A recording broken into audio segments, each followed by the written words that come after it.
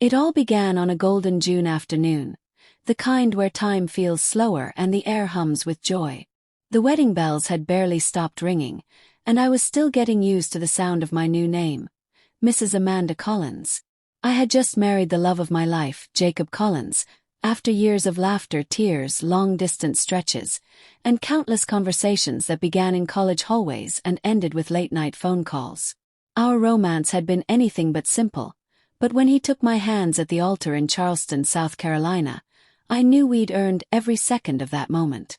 Surrounded by the people who knew us best, under an archway of white roses and the soft hush of the ocean breeze, we finally said, "I do." But what I'd looked forward to just as much, maybe even more, was the honeymoon. It was my obsession for months. I planned every detail meticulously, poring over travel blogs, reviews, and weather patterns, determined to create a once-in-a-lifetime trip that blended who we both were. Me, a dreamer who loved beach sunsets and quiet mornings with books. Jacob, an adventurer who came alive in the water and on the trail. Maui, Hawaii, seemed like the perfect fusion of serenity and thrill. When our plane touched down in Maui, it felt like stepping into a living postcard. The scent of hibiscus and plumeria hung in the air like perfume, and the breeze was warm and soft like a whisper. Jacob draped his arm around me as we walked out of the terminal and murmured, "This is going to be amazing." I believed him completely. Our resort looked like something out of a travel magazine. It sat right on the coastline, where the ocean met the sky in shades of sapphire and gold. Our suite had floor-to-ceiling windows that opened directly onto the sea. I remember walking in, seeing the private plunge pool, hearing the rhythm of the waves below, and feeling like royalty. The first few days were bliss. We were in our own world. We slept in, ordered decadent breakfasts in bed, swam in the sun-drenched pool, and wandered along the shoreline barefoot and free. We laughed more than we had in months. The pressure of wedding planning, family drama, and real life melted away with each tide that rolled in. One afternoon we took a catamaran tour that felt like floating through paradise. Dolphins raced beside the boat, leaping in arcs as if showing off. We snorkeled near Molokini Crater, a crescent-shaped reef in the middle of the sea. Jacob was thrilled, shouting excitedly through his snorkel every time he spotted something new. I wasn't thrilled about getting my hair wet, but I did it anyway, because seeing his joy made me want to be part of it. That night, over grilled seafood and Mai Tais, Jacob leaned in, touched my hand and said, "Thank you for jumping in with me." That was who he was. Grateful, full of heart, and always noticing the little things. But everything shifted on the fifth day. It began just like the others, sunlight filtering through gauzy curtains and the soft rustle of palm trees. We had planned to drive the road to Hana, famous for its scenic cliffs, hidden waterfalls, and lush rainforests. We rented a cherry-red Jeep Wrangler, packed snacks, and hit the road early. Jacob was in heaven, windows down, the radio playing soft rock hits from the 90s. He sang loudly, off-key and unapologetically, just to make me laugh. I filmed him with my phone, catching every goofy expression and infectious grin. The drive was everything the blogs had promised. Thrilling, beautiful, unforgettable. We stopped to buy sweet pineapples from roadside stands, hiked through bamboo forests, and swam beneath cascading waterfalls. At the 7 sacred pools, we held hands and floated in the cool water like kids. We ended up at a secluded black sand beach where the world seemed to pause. I wandered the shore collecting seashells while Jacob set up a picnic blanket. "Come lie down with me," he called, smiling in that way that always undid me. We laid side by side in the sun, talking about everything and nothing. Future babies. Career dreams.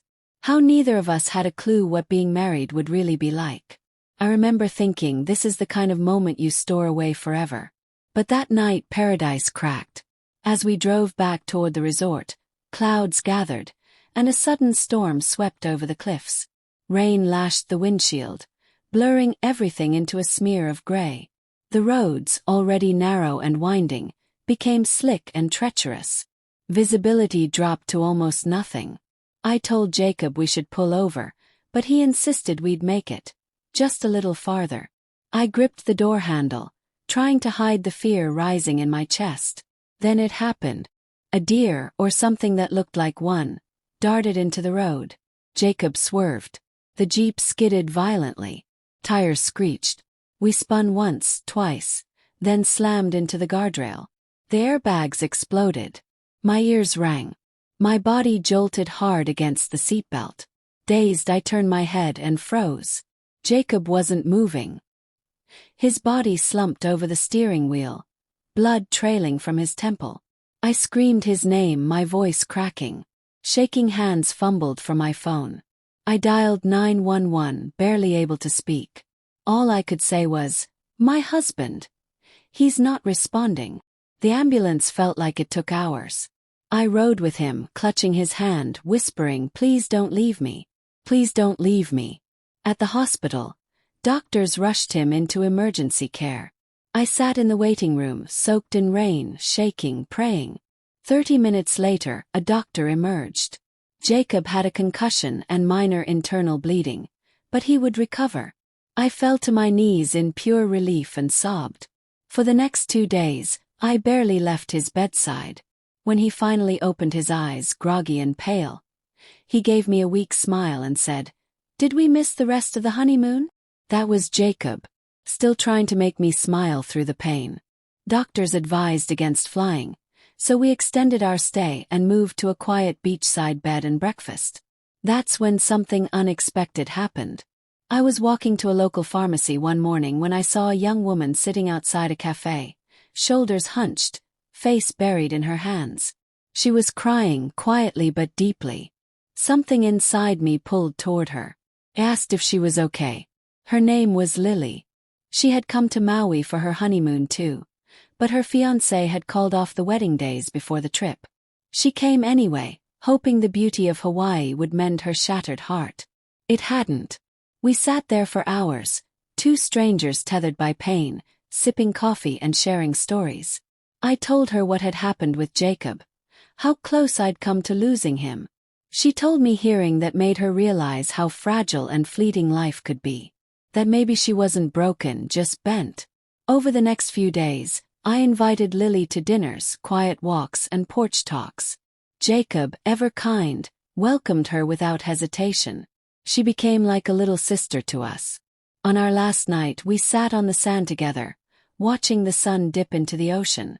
Lily told us she had booked a volunteer trip to Thailand to start over. "Your kindness reminded me that good people still exist," she said. That moment stayed with me. When we finally flew home, Jacob was still bruised, and I carried invisible scars of that night. But we also came back changed. Not just husband and wife, but survivors of something bigger. We had faced fear, pain, and uncertainty, and found grace in the midst of it. What I did on my honeymoon wasn't just about the accident or the trauma. It was about choosing to open my heart when I had every reason to shut down. It was about giving something when I felt emptied, and discovering that compassion can be a lifeline not just for someone else but for yourself. No one tells you that's part of marriage. That it's not all perfect pictures and tropical beaches.